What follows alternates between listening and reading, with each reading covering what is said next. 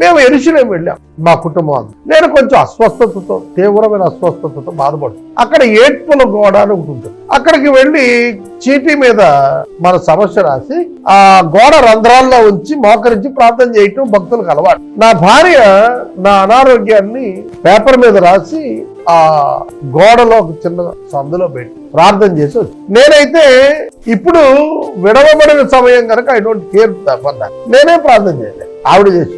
But I was healed on the same day I was healed and I was relieved from the pain.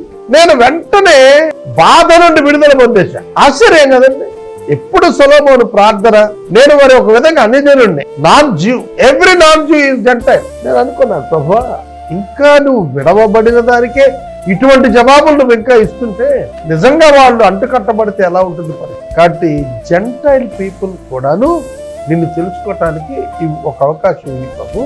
ఈ పేరు పెట్టబడిందని నీ పేరు నాకు తెలుసుకునేటట్టుగా నువ్వు ఈ కార్యం చేయ ప్రభు అన్న. ఇప్పుడైతే యేసుక్రీస్తు ద్వారా మనమందరము దేవునితో సమాధానం కలిగి ఉన్నాం గనక మనం దేవుని ప్రజలమై ఉన్నాము. క్రీస్తుని బట్టి మనం అంగీకరించబడుతున్నాము.